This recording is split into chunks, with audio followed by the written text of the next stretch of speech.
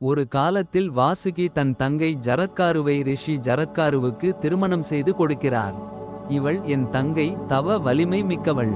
இவளை உன் மனைவியாக ஏற்றுக்கொள். உனக்கு மனைவியாக இருந்து உனக்கு பிரியமானதை செய்வாள். நான் என் சக்தியால் அவளை காப்பேன் என்று கூறுகிறார். ஜரத்காருவும் சம்மதிக்கிறார். மந்திரங்களில் சிறந்தவரும் தபஸில் சிறந்தவருமான ஜரத்காரு வாசுகியின் வீட்டிற்கு சென்று முறைப்படி மந்திரங்கள் சொல்லி அவளை மணக்கிறார். பிறகு அவளை அழைத்து கொண்டு முனிவர்கள் துதி செய்ய வாசுகியின் அழகான வீட்டிற்கு செல்கிறார். அங்கே மென்மையான படுக்கையில் அவளுடன் வசிக்கிறார்.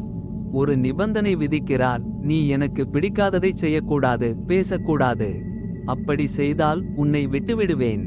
வாசுகியின் தங்கை பயந்து அப்படியே ஆகட்டும் என்று சொல்கிறாள். அவள் தன் கணவனுக்கு பிரியமானதை செய்கிறாள். ஒரு நாள் அவள் மாதவிடாய் முடிந்து தன் கணவனை சந்திக்கிறாள். அவர்களுக்கு ஒரு குழந்தை பிறக்கிறது. அது நெருப்பு போல பிரகாசமாக இருக்கிறது. அது வளர்பிறை சந்திரன் போல வளர்கிறது. சில நாட்கள் கழித்து ஜரத்காரு அவள் மடியில் தலை வைத்து தூங்குகிறார். சூரியன் மறைகிறது. வாசுகியின் தங்கை தர்மத்தை மீற பயந்து என்ன செய்வது என்று யோசிக்கிறாள். கணவனை எழுப்பலாமா வேண்டாமா? அவர் கோபப்படுவாரோ? தர்மம் கெட்டுவிடுமோ? தர்மம் கெடுவது பெரிய பாவம் என்று நினைக்கிறாள். எழுப்பினால் கோபப்படுவார், எழுப்பாவிட்டால் சந்தியா வந்தனம் செய்யாமல் தர்மம் கெட்டுவிடும். அவள் மனதிற்குள் முடிவு செய்து மெதுவாக அவரை எழுப்புகிறாள். மகாத்மாவே, எழுந்திருங்கள். சூரியன் அஸ்தமிக்கப் போகிறது. சந்தியா வந்தனம் செய்யுங்கள் என்று சொல்கிறாள். ஜரத்காரு கோபத்துடன், நீ என்னை அவமானப்படுத்திவிட்டாய். நான் உன்னுடன் இருக்க மாட்டேன். நான் வந்த வழியே போகிறேன். நான் தூங்கும்போது சூரியன் அஸ்தமிக்கக் கூடாது என்று எனக்கு தெரியும். அவமானப்பட்டவன் இங்கே இருக்கக்கூடாது என்று சொல்கிறார். வாசுகியின் தங்கை, நான் உங்களை அவமானப்படுத்தவில்லை. உங்கள் தர்மம் கெட்டுவிடக் கூடாது என்றுதான் எழுப்பினேன் என்று சொல்கிறாள். ஜரத்காரு, நான் பொய் சொல்ல மாட்டேன்.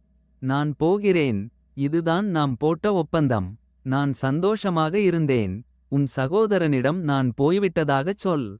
நீ வருத்தப்பட வேண்டாம் என்று சொல்கிறார். அவள் அழுகிறாள், நடுங்குகிறாள், கைகூப்பி, தர்மம் தெரிந்தவரே, என்னை விட்டுவிடாதீர்கள். நான் தர்மத்தில் நிலைத்திருக்கிறேன்.